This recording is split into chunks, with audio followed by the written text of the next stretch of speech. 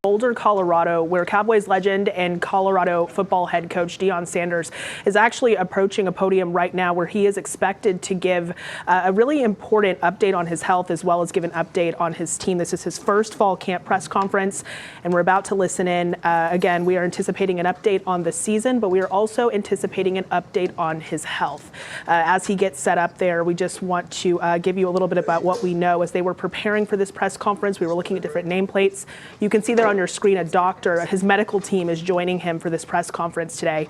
And as we were looking at those nameplates, we saw that one of them is a doctor with the university's cancer center. So we're going to listen in now. And Lauren with a long last name. I appreciate you all coming today. Thank God that we're here today. We're going to get started with sort of like a timeline on what's all has been transpiring. I know you probably thinking something's going to happen today that ain't going to happen. I don't know where you get the news from. But we're going to kind of break it down to you like we did our team. And it was so wonderful seeing the team yesterday. My God, it was so darn wonderful. Bucky compiled a wonderful video to let them know every step of the way so we wouldn't have to explain every detail, but it was phenomenal. I wish we could show you all that same video. It was extraordinary. I think Bucky's going to put it on his YouTube channel soon after this. But let's get started. Let's kind of give them, let's walk them through. Can we do that? Is that okay with you all? That we walk you through? Let's go, Law. Okay, so as you guys know, Coach has his other health issues, his vascular stuff. So every year, Coach goes for a CT scan of his vascular pattern to make sure the blood clots are away. So with this scan, everything turned out really great from the vascular side. About 2 weeks later, we get a text from his primary care doctor that said, I need to talk to you and Coach. We need to refer you guys to a urologist. So about 3 days later, we go see a urologist. They go in for a quick procedure. The urologist told us, hey, within 10 minutes, I can tell you guys if he's going to need another procedure or if we just need to do these follow-up appointments. And the doctor told us, okay, you guys are going to need another procedure. I'm going to refer you to my colleague, Dr. Kurkasia. But at this point, you have a bladder tumor. And from there, we'll go get it removed, and then Dr. Kurkasia, it was, go ahead. Yeah, so we proceeded with removal of the bladder tumor. It showed a very aggressive, Let's go backwards because you guys gave me options that scared me to death. Oh, well, once we knew. We'll get there. I'll get there. Okay, I'm sorry. We removed the tumor. It was very high grade, invading through the bladder wall, not into the muscle layer, something we call very high risk, non-muscle invasive bladder cancer. So we did discuss options. We discussed some options of treatment in the bladder, and we discussed bladder removal as well. Given his commitments to his family and to the team, elected to undergo a bladder removal. We performed a full robot-assisted laparoscopic bladder removal and creation of a new bladder. And I am pleased to report that the results from the surgery are that he is cured from the cancer. You can clap, it's okay.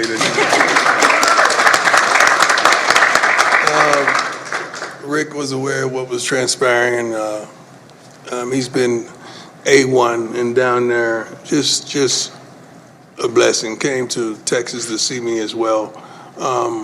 But this was not an easy task because it was a changing kind of a lifestyle. And with Lauren and I coming from Jackson, this is how many surgeries?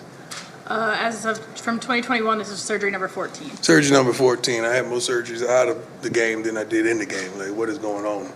So, but they were so wonderful. You were such a blessing, guiding me to, taking me through, verbalizing every darn detail so that I could make an educated decision, which some didn't want me to go that way. They wanted me to go the other way. But I trusted and believed in you 100%. And the process wasn't easy. Just like it was some scenes that you saw, all the bull junk that transpired on draft day. It wasn't just that. It was just I knew as well I had a surgery coming up. My sons to this day don't know what transpired. I just told them something with my foot. again, because I wanted them to focus on making the team and not focused on dad. So they really don't know. My daughters do, and this joker right here, much love to my son, Junior, who have not left my side since we found out what was taking place. Not one day. He's been with me here, been with me in Texas, been with me everywhere, every day, and I've seen his handsome face. And I love you to life, son, and I thank you for everything you bring to the table. But this wasn't easy. Men, everybody, get checked out. Because if it wasn't for me getting tested for something else, they wouldn't have stumbled up on this. And make sure you go to get the right care, because without wonderful people like this, I probably wouldn't be sitting here today, because it grew so expeditiously, I could say. But please get yourself checked out, especially African-American men. We don't like going to the doctors. We don't like nothing to do with a doctor. You know that. So I'm not just talking to the brothers. I'm talking to my Caucasian brothers, my Hispanic brothers, my Asian brothers, my everybody, and my sisters. And that's all, y'all. Get checked out, because it could have been a whole another gathering if I had. I'm thankful. It's been a tremendous journey. It's been tough. I think I dropped 25 pounds. I was like a Atlanta Falcon prime at one point, and just dealing with the catheter, dealing with all the stuff that I had to deal with. And right now I'm still dealing with going to the bathroom. Like, it's a whole life change. Like, I can't, and I'm gonna be transparent, I can't pee like I used to pee. It's totally different. And she not only is a blessing, but she provided other persons that have gone through what I've gone through, so that I could talk to them and get some solace and understand like what I'm facing, not just from a doctor, but from another individual. And to have to have been told, like, it's a totally different life. I mean, thank God. I depend on depend. If you know what I mean. I truly depend on depend. Like, I cannot control my bladder. So I get up to go to the bathroom already 4 or 5 times a night, but then I'm sitting up there waking up, like my grandson. We in the same thing, we got the same problem right now. We going through the same trials and tribulations. We're trying to see who has the heaviest bag at the end of the night. Like, it's ridiculous. But I'm making a joke out of it, but it's real. Like, it is real, it is real, it is real. So if you see porta potty on the sideline, it's real, okay? I'm just telling you right now, you're gonna see it. You're gonna see the practice, you're gonna see one, because it is unbelievable. Like, dozing off and waking up, first thing I'm grabbing my crotch to see if I peed on myself. And it's just totally different. And I know there's a lot of people out there going through what I'm going through and dealing with what I'm dealing with. And let's stop being ashamed of it. And let's deal with it. And let's deal with it head on. And there's so many other companies out there that do a wonderful job, but I'm thankful that, we have a relationship with the pen, and we're making some other products, trying to make other products that to help all of us through.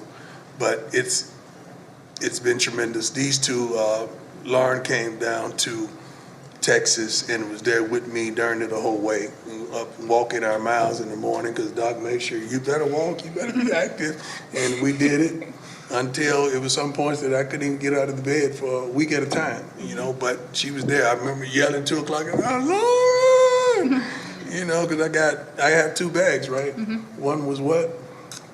Both were urine, but one was filled quickly. Very quickly. Yeah, like blood in urine. It just looked bad, and I'm fishing with 2 bags. I'm trying to make life happen, and couldn't come around my team, and I wanted to be here with my team. I wanted to see the new talent that we brought in. I wanted to see them work, see them train, coach them, and I couldn't. But slowly but surely, I built myself back up to where I'm able, I'm strong, I'm ready, I'm still probably about 12 pounds down. I'm gonna get that right. I'm gonna fill these overalls up like no other. But it has been a tremendous journey, and I'm truly thankful that God is so good. God is so good. You have no idea.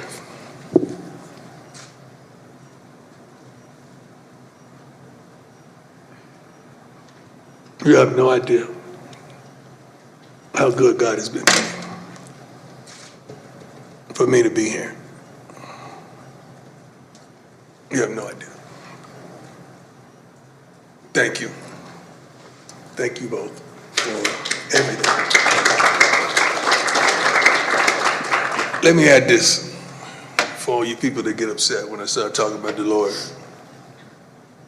I never once through this whole journey said, God, why me? Because I would have to say, God, why being you sit me up here in front of these wonderful people?